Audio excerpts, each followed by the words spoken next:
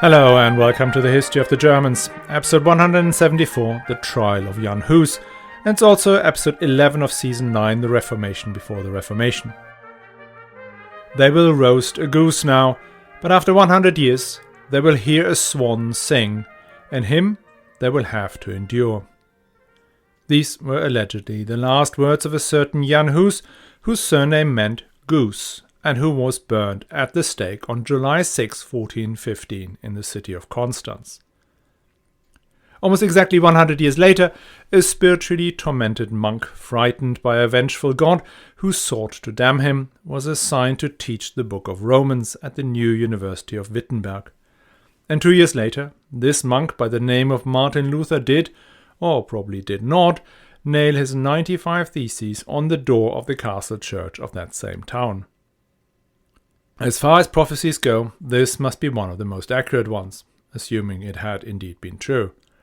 But it wasn't just the foretelling of the next reformer that makes the trial of Jan Hus such a fascinating account. So much is foreshadowed in this tale, it's almost uncanny. There's the railing against indulgences, the wealth of the clergy, the Pope.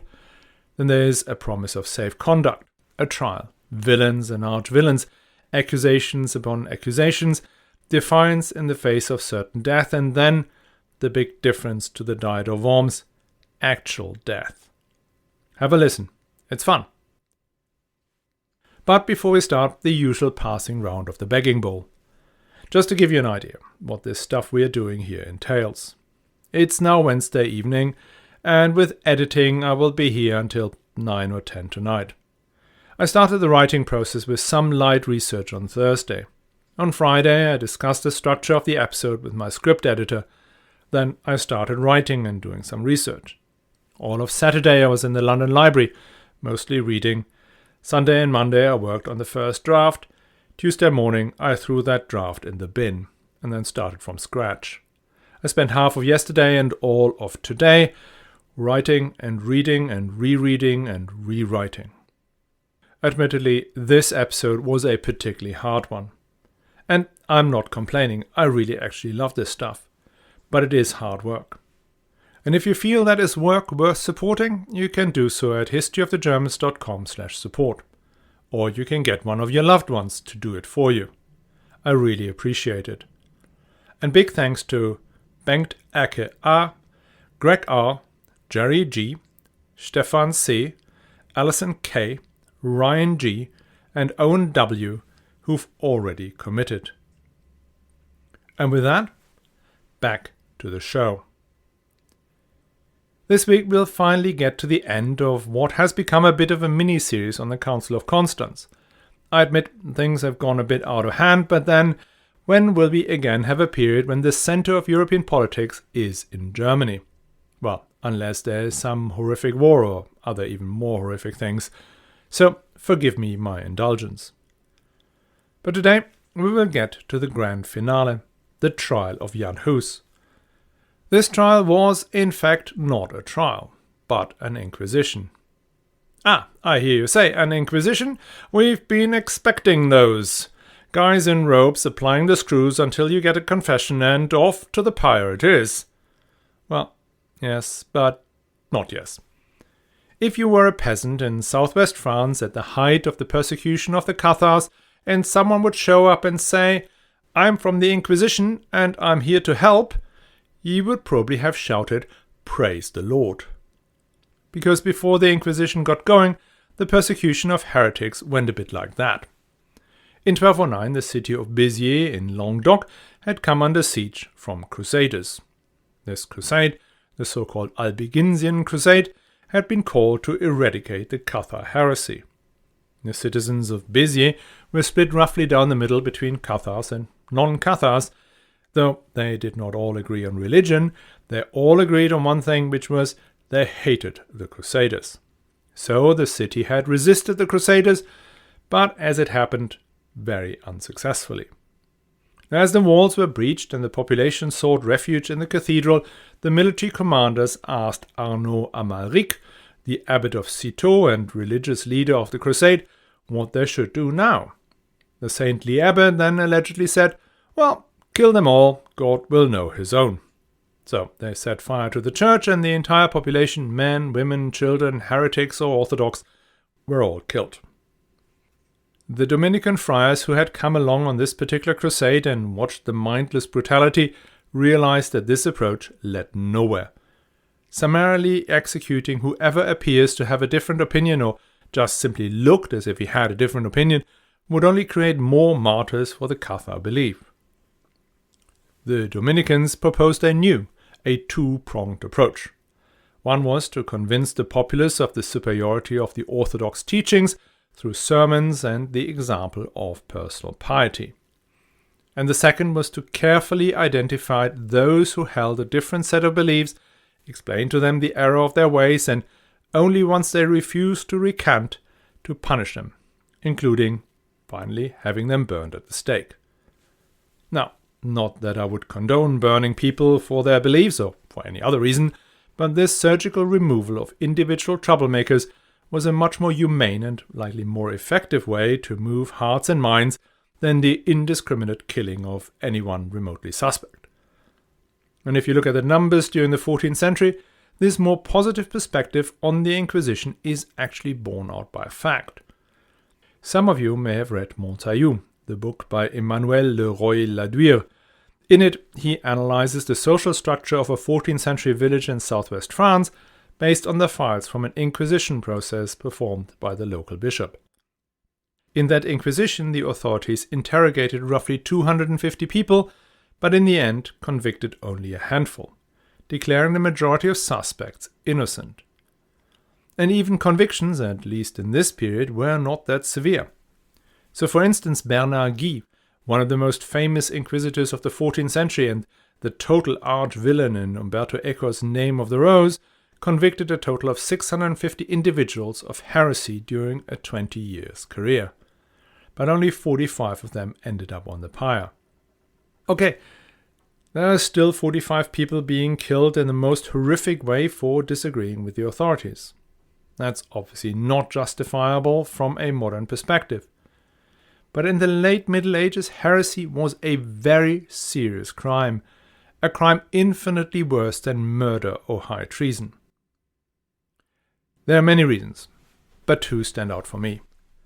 For one, there was the fear that if heretic belief spread, it could split the church, resulting in horrific religious wars and persecutions.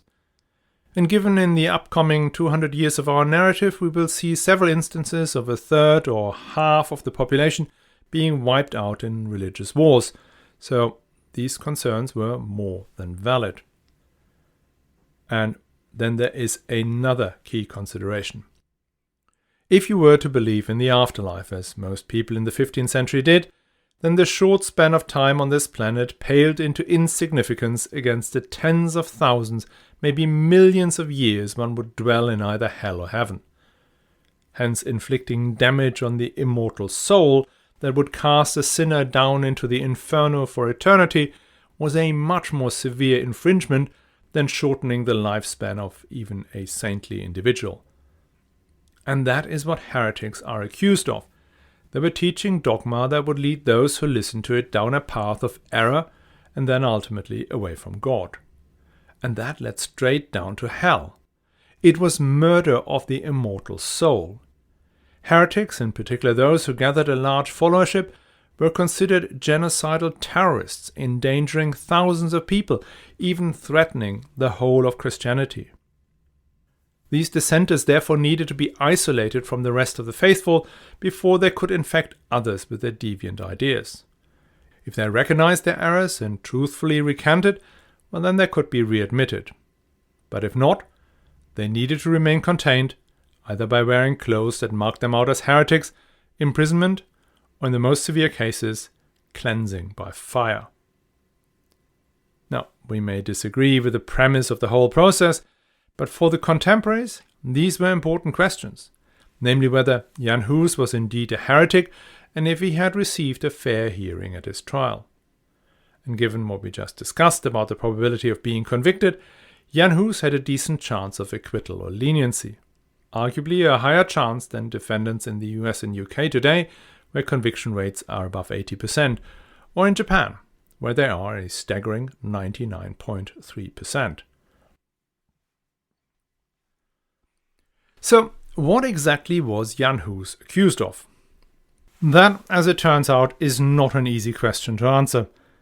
A medieval trial did not start with an indictment outlining the specific charges that the prosecution would then attempt to prove beyond reasonable doubt. In the prosecution of Jan Hus, he received no fewer than 14 different lists of accusations, each containing up to 25 separate charges. However, all of these different lists have three common themes, namely, first, that he was disobedient to the church, a rebel-rouser who refused to follow explicit orders from his archbishop and even from the Pope himself. And secondly, that he supported and distributed the ideas of John Wycliffe, even after that one was declared a heretic. And thirdly, that his ideas of who is part of the Holy Church and the role of the papacy were a major deviation from the doctrine, even dangerous to the continued existence of a unified Catholic Church. And was he guilty? Now, if you've listened to episode 170, where we talked about Jan Hus' background, career and thought, you may already know the answer. But let me lay it out here for you. On the first point, disobedience. Jan Hus was not one for following orders. Even before he had arrived in Constance, he had been excommunicated no less than 4 times, twice by his archbishop, once by a commission of cardinals, and once by the Pope himself. Being excommunicated meant he was barred from even entering a church, let alone preach in one. That, however, was what Jan Hus did at every possible opportunity, even during his journey from Bohemia to Constance. That was also his opposition to the indulgences created to fund a political war against Naples that was labelled a crusade. Hus had preached against these indulgences and even encouraged his followers to beat up the pardoners who were trying to sell these tickets to heaven. So, not exactly an obedient son of the church. As for the endorsement of Wycliffe's works, that's a bit more subtle. First up, Wycliffe had not been branded a heretic in Bohemia until 1410. Before that, only some of his theses, not his entire works, had been banned, and not in Bohemia, but in England. There was also the thing that when the Orthodox members of the Bohemian Church wrote down 45 theses they ascribed to Wycliffe, quite a few of them were made up. So when Hus was asked whether he had ever defended or endorsed any of these 45 Wycliffe theses, he responded that, well, these weren't Wycliffe's theses in the first place, and therefore he could have never really endorsed them. The debate over Wycliffe had escalated when the Prague Archbishop Zbyněk Zálic formally banned all of Wycliffe's writings. Moreover, Zbyněk ordered that these works and others associated with it were to be burned. He collected 200 volumes from across Prague, from the university library, churches and private homes. All of these were to go up in flames. That was a brutal and extremely wasteful act. Producing a book before the invention of the printing press cost the equivalent of several months of a skilled labourer's wage. 200 books were not only worth a fortune, but a huge chunk of the total number of books available to scholars in Bohemia. To put that into context, the Duke Humphrey's Library in Oxford, the predecessor of the Bodleian, held 281 books in 1447. Cambridge University had only 163 books in 1363. Paris was larger and may have had as many as 1,000 books. So, burning 200 books in a young university was a shockingly huge event. And not all of these books were books by Wycliffe himself. Important writings on logic, philosophy, mathematics and other topics were also destined for the fire. Jan Hus and the professors at the university were shocked about this act of vandalism. They protested violently against their university being stripped of its key research capabilities. And the population at large, who were proud of having such a place of learning in their city, were appalled. Hus called it an act against the laws of God and incited his flock to take up arms and prevent the burning. In response, he was banned from preaching. His license was revoked. The books still went up in flames in July 1410. Street protests broke out and were violently suppressed. Songs circulated ridiculing the archbishop and his canons, and they were sung and embellished for decades afterwards. An international outcry followed as news reached Paris, Oxford, and Bologna. So to bring it back to Hus, he took the view that, quote, one is permitted to read and have in one's home books even if they contain certain false or heretic opinions. The real heretics, he said, weren't those who wrote such books, but those who burned them. I've said before that there is much to like about Jan Hus' approach to religion and just life in general, and this is just another piece in the puzzle that makes him out as a much more modern and actually more sympathetic character than Martin Luther. But his objection to burning books does not automatically make him a supporter of Wycliffe. Throughout his various trials, he insisted that he never endorsed the 45 Theses, mainly because they had not been Wycliffe's actual thoughts.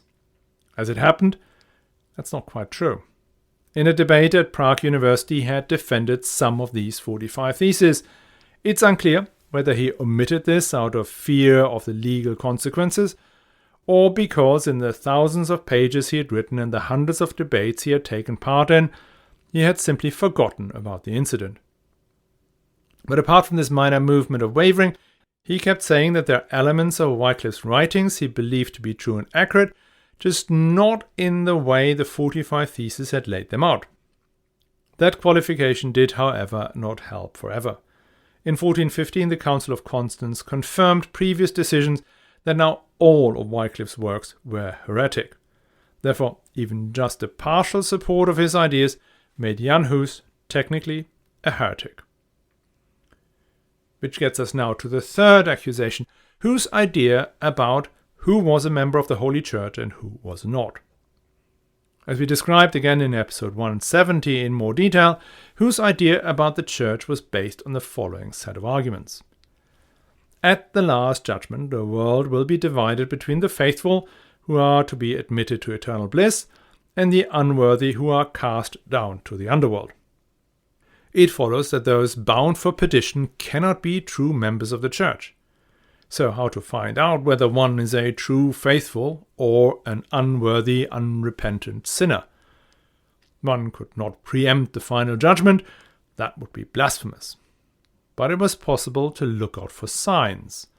If a prelate was greedy, had bought his benefice for cash, and was too busy with his various concubines to say Mass not even on a Sunday, chances are he might be going down the abyss once the time comes.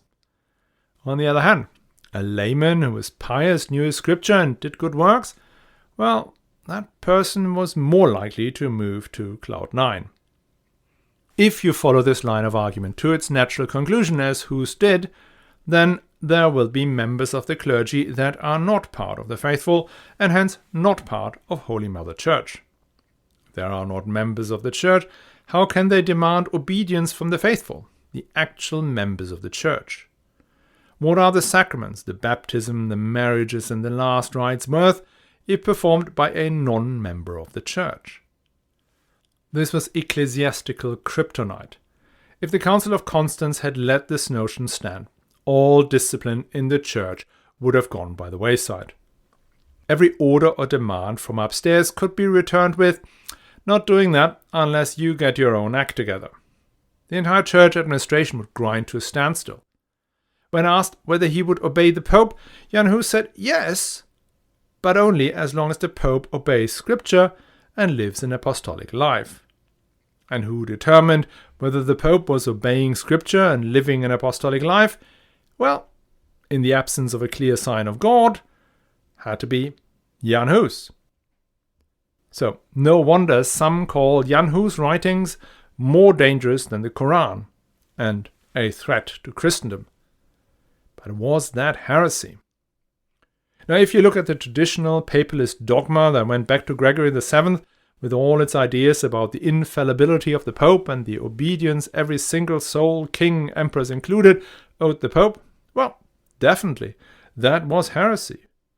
In fact, there was even a very, very old heresy, Donatism, that had a similar concept of unworthy priests being unable to perform valid acts, and that heresy had been banned since the very first church council in 314 AD. But we are at the Council of Constance in July 1415, so just 3 months earlier, this self-same council had deposed a pope for being unworthy of the office, for being a pirate, a money grabber, a relentless fornicator, and just generally a very bad person. Well, there is clearly some hypocrisy here, but does that mean that the council really had to sign off on all that free-for-all that Jan Hus had proposed? And then, in the end, we all know that Jan Hus deviated from the existing orthodoxy and therefore must have been a heretic. That's why we're interested in his story.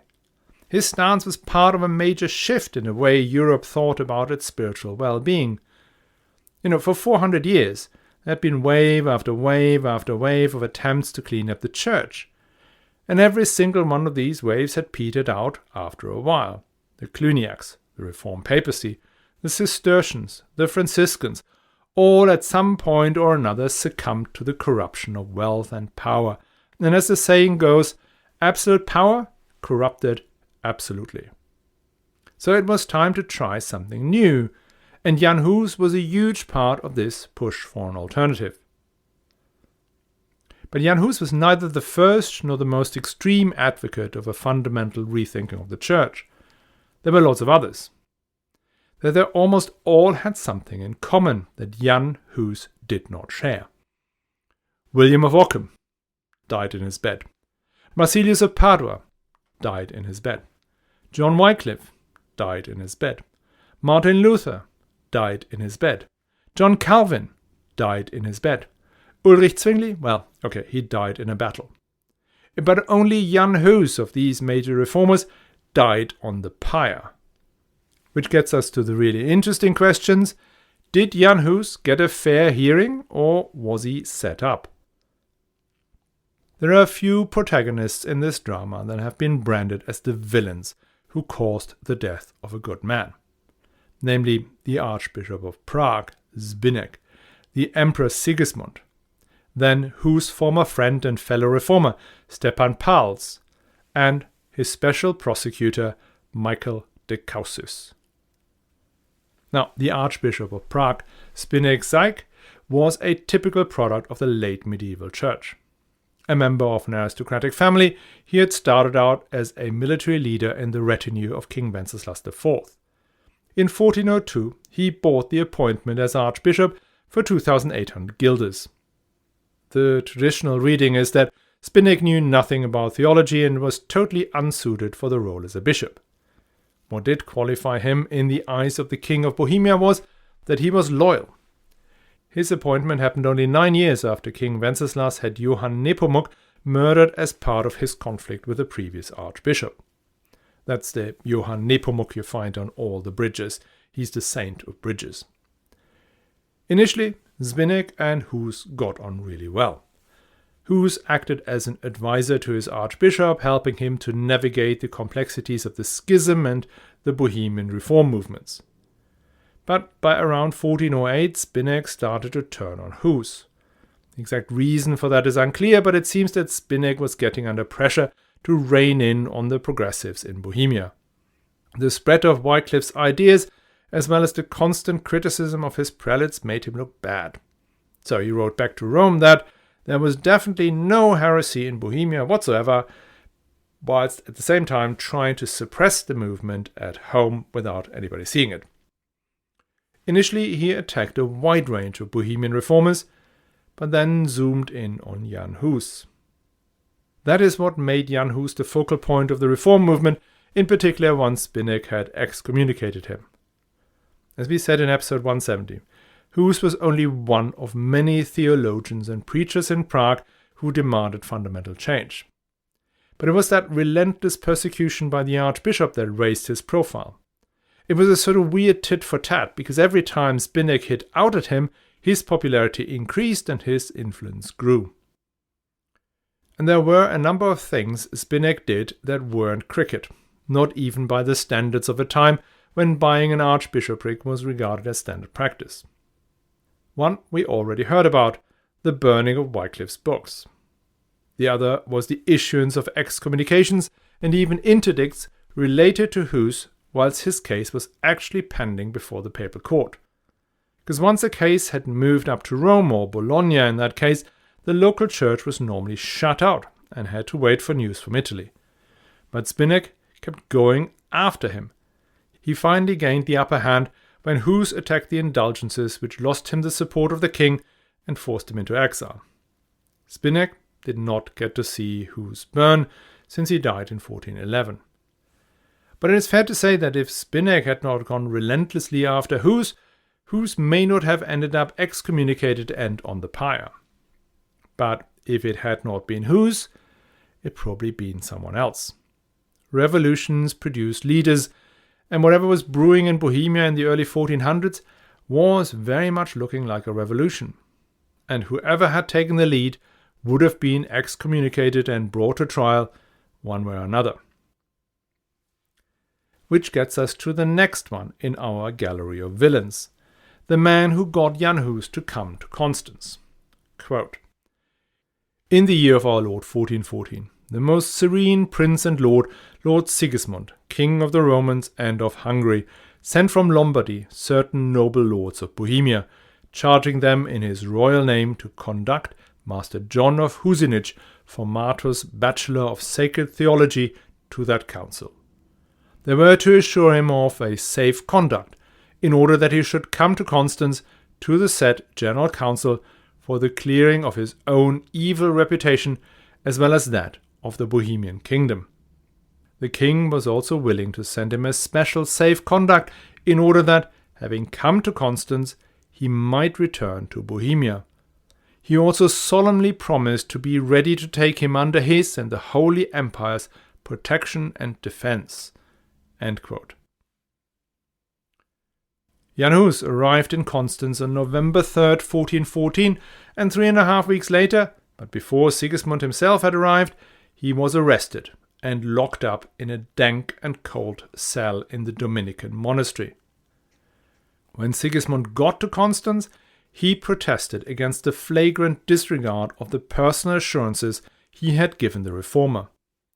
But he was rebuffed by the various canon lawyers who assured him that his safe conduct could be easily set aside on the basis that Jan Hus was already excommunicated for longer than 1 year and hence had no rights of protection, and promises made to him were invalid. Then again, it's legally correct.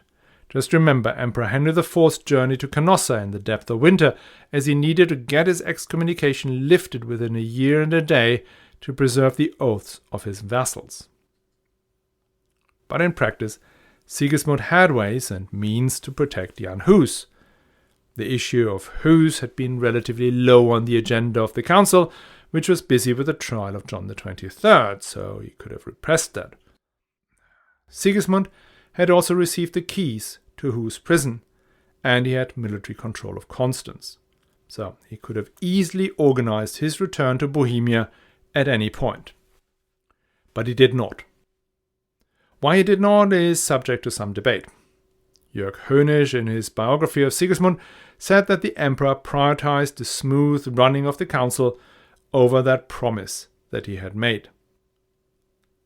We do not know what Sigismund was thinking, but another theory could go as follows. Sigismund had most probably never read anything Hus had written before he sent that letter of safe conduct. All he knew was that Prague had been branded as a nest of heretics, and that was not good for his family's reputation and his prospects as the future ruler of Bohemia. Therefore, he had an interest to have a public debate on Hus' theses and resolve the issue, ideally with a full acquittal. Hus too wanted his day in court. He did know that this was an extremely risky undertaking, and he was cracking jokes about roasted geese right from the day he arrived on the lake.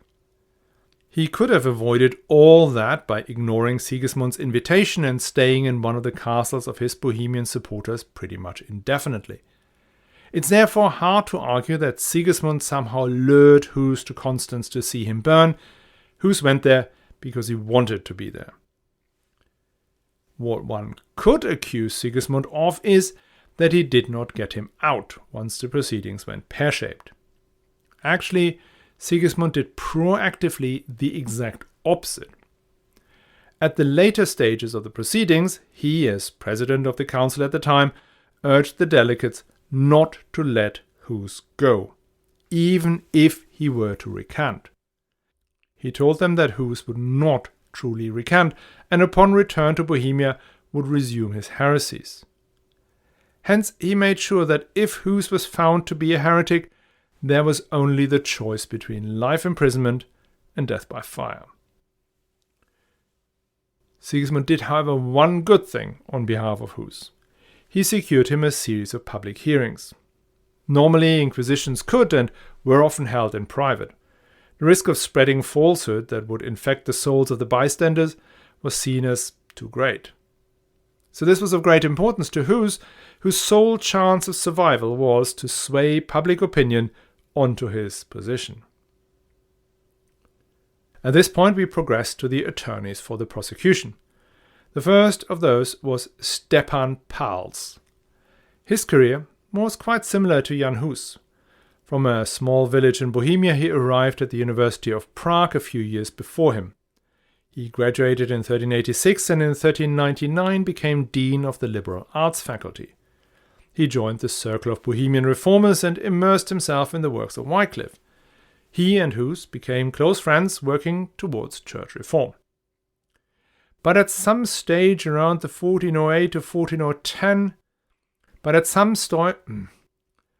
at some stage between 1408 and 1410, the relationship soured.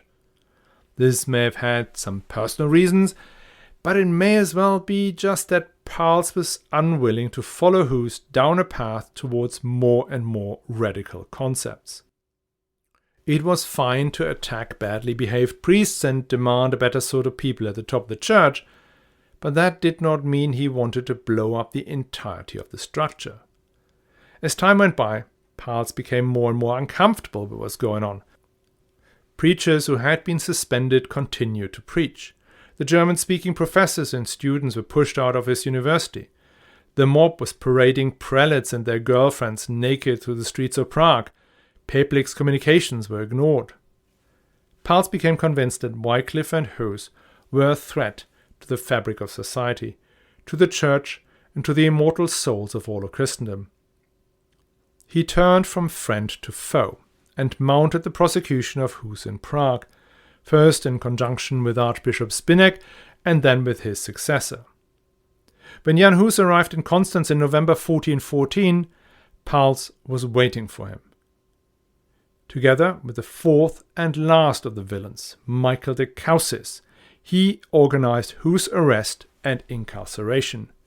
And when the two of them succeeded and the guards were taking Hus away to his cell, quote, they danced around the dining hall, gloating and saying, "Ha ha, we have him now. He will not get away from us until he has paid in full."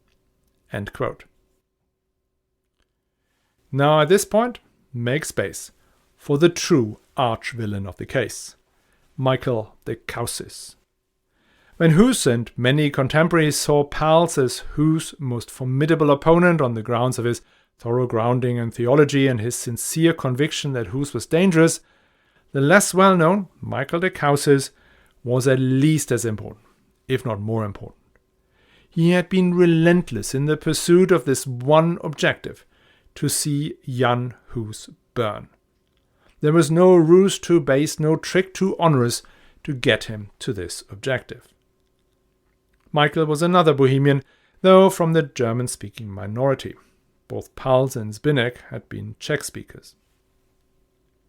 Michael's career and motivation also differed considerably from his colleague. He had started in the church administration in Bohemia, had become a public notary and then later a priest at a church in Prague's New Town. In 1408 he suddenly disappeared. Around the same time an embezzlement scheme came to light where several individuals been siphoning off profits from a royal mine. a mine that Michael was involved with. We next find him at the papal curia, where he rapidly moved up the food chain. The pope he worked for was John the 23rd, former pirate and still active money grabber and fornicator. Unsurprisingly, the two of them got on brilliantly. John the 23rd made Michael his special prosecutor in matters of the faith, his procurator de causis fidei, which is why he became known as Michael de Causis, or Michael the Pleader. And Michael immediately zoomed in on Jan Hus.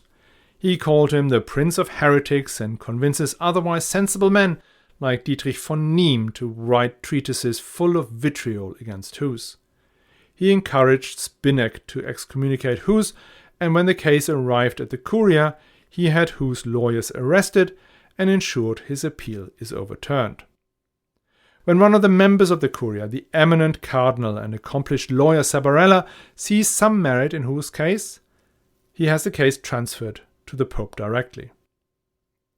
And once the trial got properly going in Constance, Michael was everywhere, lurking outside the prison, working the corridors and lobbies to turn delegates against Hus to bring the case to the top of the agenda. He wrote up the accusations against the reformer, some justified, but he did not refrain from making things up. He accused him of all kinds of mind crimes, things Michael said Hus had thought, even though Hus had never said anything of that sort. And he topped it off with an accusation that Hus had told his supporters he would be the fourth manifestation of God, alongside the Trinity. Which begs the question, why he pursued this case with such dogged persistence. The other accusers, Spinek and Pals, had reasons that were justifiable, at least within the context of the times. Michael de Causis did not. He may have had it in for Hus for revenge. We do not know what triggered the pleader's expulsion from Prague, but investigating and exposing an embezzling priest was right up Hus' street. Or it might have been simple ambition. By making Hus out to be the biggest threat to Christendom, the creator of heresies as big as the Cathars and the Waldensians, that meant that he, the man who brought Hus down, would be seen as the hero of the day. He might have even read his Cicero and had drawn his own conclusion what the Catiline conspiracy had really been about. So we have an archvillain, Michael de Causis, and three men who had a major hand in Jan Hus' tragic demise. But does that mean he did not get a fair trial? The judges in his trial were the delegates of the Council of Constance, with Sigismund as its temporary chair. Many of these men were highly trained theologians and canon lawyers, actually most of them. They were very much capable to discern between simple errors and heretic conviction. Yes, presentation of arguments and facts mattered even to such a competent jury, so things like the rapid change of charges made it hard for the defendant to prove innocent. But Hus was given 4 separate public sessions to defend his position. That was a big concession, since heresy was normally tried behind closed doors to avoid contamination. He was given a list of charges and the opportunity to refute them one by one, and he was never tortured. And on several of these charges he was able to push back. The more outlandish allegations brought by Michael de Causis were quickly dismissed, and even accusations that could have had some legs, like his position on transubstantiation of the wine and bread, were dismissed. It has been argued that Hus was denied a proper legal representation, but then again, it wasn't something that was guaranteed in a heresy case. In fact, it had often been difficult to find anyone willing to defend a potential heretic, since that bore the risk of being associated with him. The most important chronicler of the trial, Petr Mladonovic, who we've already quoted several times, was present in many of these hearings and described them as so-called hearings, but in truth not hearings, but jeerings and vilifications. He reported that whenever Hus wanted to respond to an allegation, quote, many with one voice clamored simultaneously. They also, he said, twisted his words and then shouted, "Leave off your sophistry and say yes or no." And once he then fell silent, they took that as consent. Mladenovic was a member of Hus' delegation and clearly on the reformers' side. So he might have exaggerated the shouting and bullying, because we then hear a huge amount of detail on Hus' responses to individual charges. The court zoomed in on the three topics above: obedience, support of Wycliffe, and his position on the role of church hierarchy. And on all three they found him guilty. Frankly, how could they not? The whole reason we talk about Jan Hus for about 30 minutes, maybe even more, is because what he proposed had the potential to blow up the late medieval church. We would not spend that much time on the trial of a man who agreed with papal orthodoxy in all and everything and just happened to be falsely accused and killed. On June 8, 1415, the council gathered, and Hus was presented with 39 articles that all 60 doctors of theology believed were things he had said and that they had found to be heretical. He was told that if he submitted to the council's instructions, acknowledge his errors, recant these articles, publicly revoke and retract them, and from now on hold and preach the exact opposite, if he did all that, he would be readmitted to the church. Hus refused, saying, as he had done several times before, that these articles do not accurately reflect his writings, and where they do, he had not seen evidence from Scripture that convinced him they were wrong. Or basically he said no. The debate went on for a little while until it was clear that no meant no, and so Sigismund shut it down. Jan Hus had the last word when he said, quote, "I stand before God's judgment, who will judge justly both me and you according to merit." As he turned to be led out the church, he was, by all accounts, a condemned heretic and soon to be burned at the stake. There he noticed a man, a friend, coming towards him, Lord John of Chlum, who reached out and shook his hand. This was an act of enormous bravery in front of hundreds of men who saw Hus as a mass murderer of immortal souls and were only looking out for who else was involved. I take my hat off, John of Chlum. The formal judgment was announced on July 5th, and he was given another opportunity to recant, which he turned down. The next day, July 6th, he was brought again to the cathedral. He was given again the opportunity to recant, which again he turned down. And that opened up the last act. As he was still a priest, he needed to be stripped of his ecclesiastical protections that would have prevented him from getting executed. First, he was shown the communion cup and told that he would never again be allowed to drink from it. He responded that, no, he will drink from it that same night in heaven. Then he was made to relinquish his priestly vestments, one after the other, until he was just wearing his shift. Then they obliterated his tonsure, but the bishops officiating could not agree whether to shave it off or just use scissors. Hus laughed at them, saying, "Look, they cannot even agree how to vilify me." The bishops settled on the scissors. Finally, they placed a paper crown on his head that showed 3 awesome devils fighting over a soul and the words, "I am a heresiarch, a lord over heretics."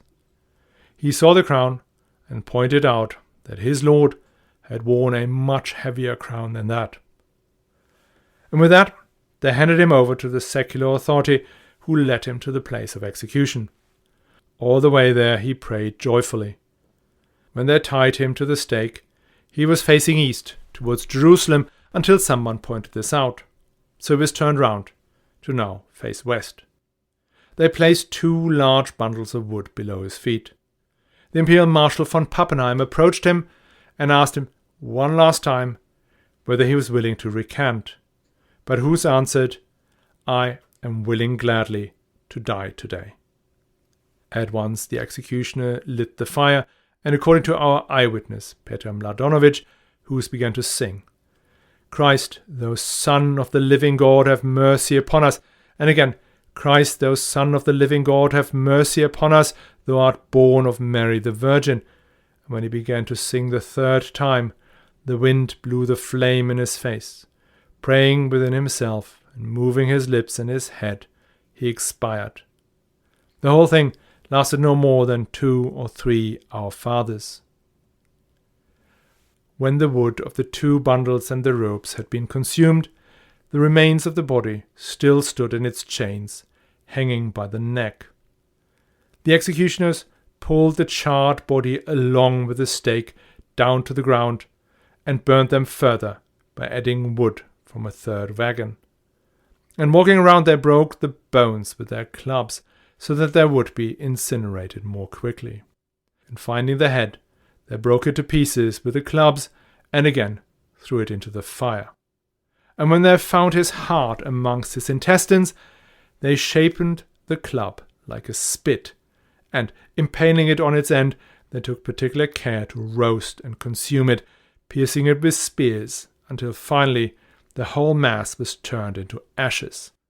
And at the order of the said clan and the marshal, the executioners threw the clothing into the fire, along with the shoes, saying, so that the Czechs would not regard it as relics, "We'll pay you money for it," which they did.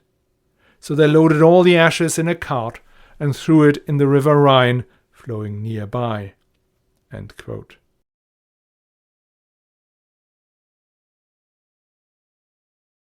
The news of what had happened here raced to Prague, and from there all across Bohemia, Saxony, Poland, and wherever people had read Hus' books or had heard him preach. It triggered an event that we call the Hussite Revolt, and that will not just engulf Bohemia, but will bring about profound change, some of it religious, but most of it military, as the next Czech hero steps onto the stage, Jan Hus. But that we'll talk about in next week's episode. In the meantime, if you feel compelled to make a contribution to the history of the Germans, you can do so on our website, historyofthegermans.com/support.